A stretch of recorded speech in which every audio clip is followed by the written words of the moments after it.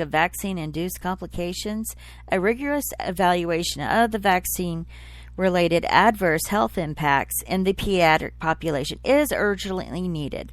With all those concerns about the safety of Lunamine in vaccines, and about the hepatitis B vaccine in particular, you may be led to ask yourself, is it worth it? As noted before, the CDC states that the incidence of hepatitis B infection in U.S. children has been decreased by 89% as a result of mass vaccination. What does this really mean? In 1990, the incidence of the hepatitis B infection in U.S. children between birth and 19 years of age was 3.3 per 100,000. In 2002, the number had declined to 0.34 per 100,000. This is how they came up with the 89% decrease. Another way of putting this is that if the 1990 number had been one infection out of 1 million, and mass vaccination had wiped out that one instance of infection over a period of 12 years, the CDC would be claiming that the vaccine was responsible for a 100% decrease in hepatitis B infection. Can we really credit the vaccine with a reduction in cases? Look at the two following graphs from the CDC. The first is a graph of hepatitis B, and the second is a graph of hepatitis C, saying figure 3.2, incident of acute hepatitis B by age group, United States, 1990 to 2009. It shows these age periods, 0 to 19 years, then 20 to 29 years, 30 to 39 years, 40 to 49 years, 50 to 59 years, and then over 60 years. And it has the graph is showing from 1990 to 2008. And the reported cases per 100,000 populations. For the yellow, the 20 to 29 years, they were at 18 per 100,000 cases. And it went down to 4 per 100,000, from 18 to 4 to 100,000. That was the biggest decrease, was in the 20 to 29-year-old age.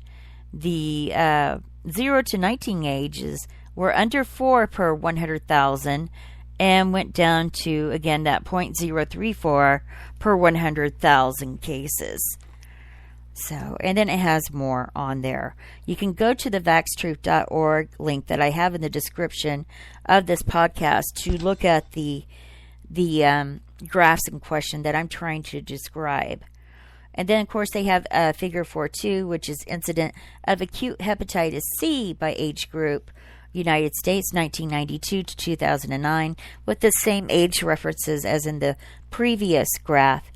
And the largest infection rate would be in the 30 to 39 years. And per 100,000, it was 6 per 100,000. And it went down by 2008 to, I believe it's 1.5 per 100,000.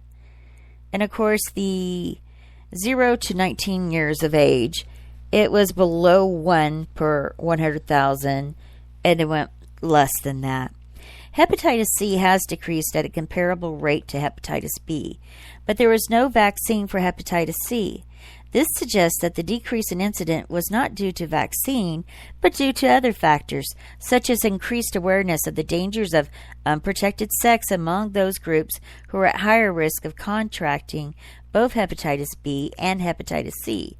The CDC reported a total of 10,637 cases of acute hepatitis B disease in 1996, with 270 of those of cases in children under 14 years of age.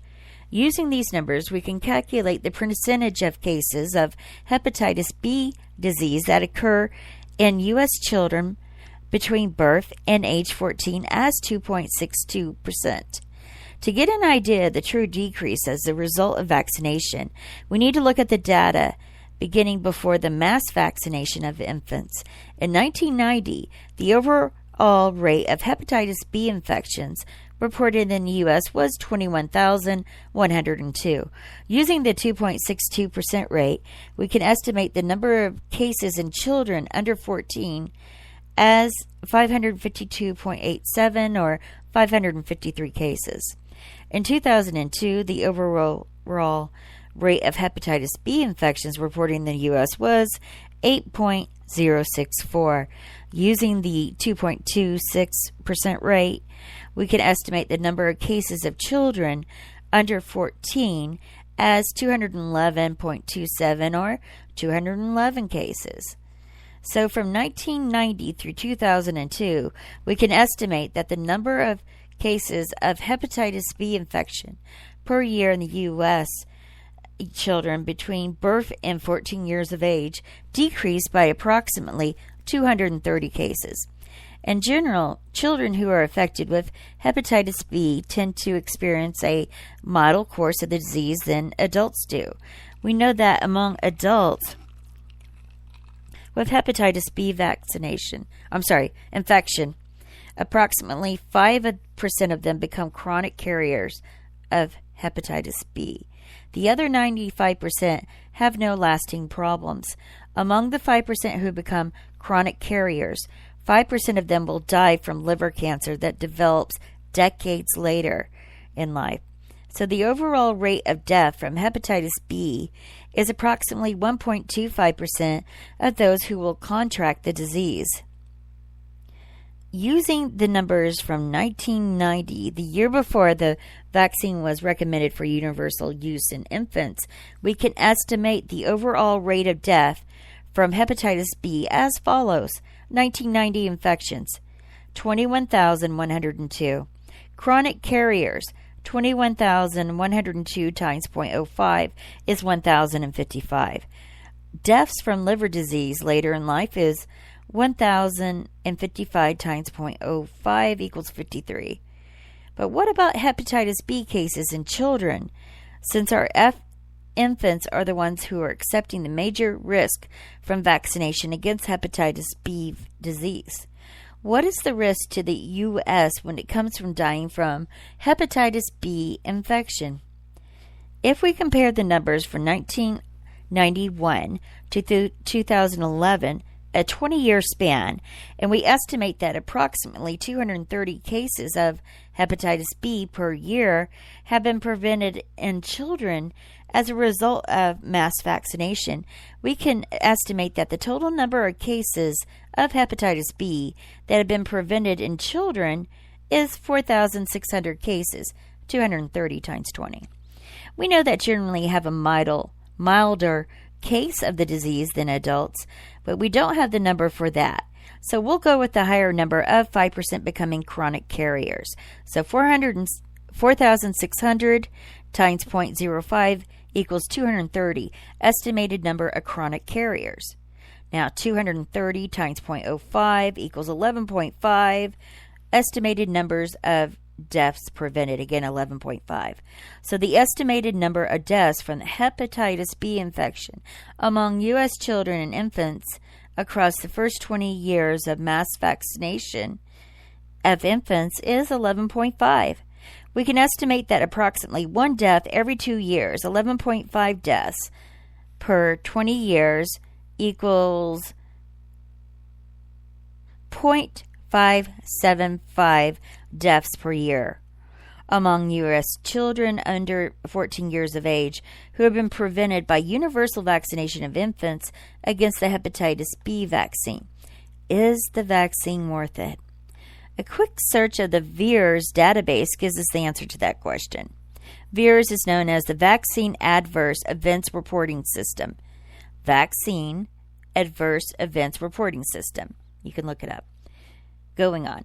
I searched for deaths from hepatitis B vaccine in children under the age of 15 years. Here is what I found. 1,022 deaths, with 987 deaths in children under the age of 3 years. 825 deaths in children under 6 months of age. This article was originally written in February 2012. The VAERS search in February 2012 indicated that there had been 629 deaths in children under 6 months of age reported to VAERS. Today, June 2nd, 2014, the VAERS database contains 196 more reports for deaths of infants under the age of 6 months than the number reported for the last cohort just 27 months ago. That works out to be an average of 7.26 deaths per month. If these numbers are correct, that means that in less than 2 months' time, more infants have been killed by the vaccine than the number of lives in children ages 0 to 14 years potentially saved by the vaccine during the first 20 years of mass destruction. In less than 2 months' time. VAERS has been in existence since 1990. The first 4 deaths from Hep B vaccine were reported in 1991 when the coverage for the vaccine was very low. The CDC indicates that in 1992, only 16% of the U.S. were vaccinated. During that time, there were 14 deaths reported to VAERS. In the last 5 years after the hepatitis B vaccine was recommended for administration to all infants in the U.S., the vaccine had killed at least 235 children. The vaccine. There is a problem with calculating the actual death toll from the hepatitis B vaccine because physicians are not required to report even the most serious adverse effects. Estimates that less than 10% of the reactions are reported, and that number may be as low as 1.5 to 2%. When physicians are not required to report adverse reactions, how can we have the information we need in order to make accurate decisions about the risk versus benefits of vaccines? The makers of the hepatitis B vaccine admit that they have no idea if the vaccine will impair fertility for those who receive it. They also admit that they have no idea how long any immunity from the vaccination will last. The makers of the hepatitis B vaccine report that it's been tested along with the DTP, oral polio, MMR2, Haemophilus B vaccine, inactivated polio vaccine, the DTAP, or varicella vaccine. Note the word of or and not and, interjects and recombinvax. Yet when infants are injected according to the CDC's schedule, they frequently receive all of the following vaccines: hepatitis B, rotavirus, DTaP, HIV, pneumococcal vaccine, IPV, and influenza.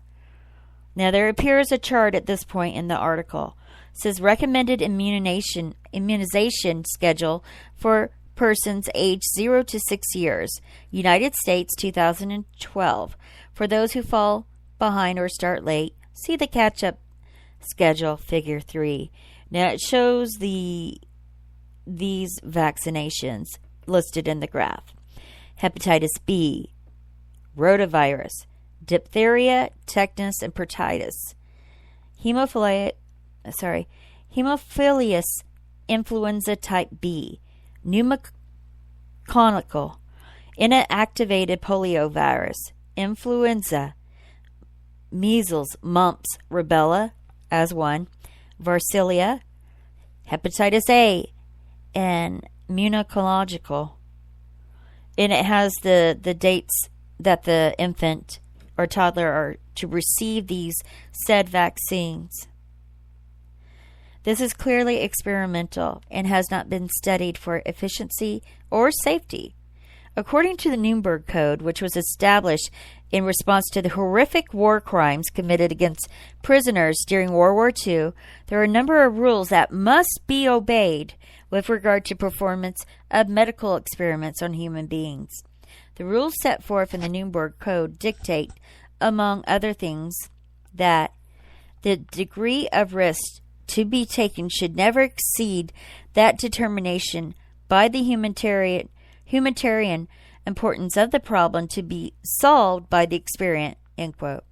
Clearly, when the number of deaths from the hepatitis B vaccine, 1,022, is at least 88 times the number of deaths that could be expected in children under 15 as a result of the hepatitis B vaccine, 11.5 lives, we can say with certainty that this is in violation of the Nuremberg Code.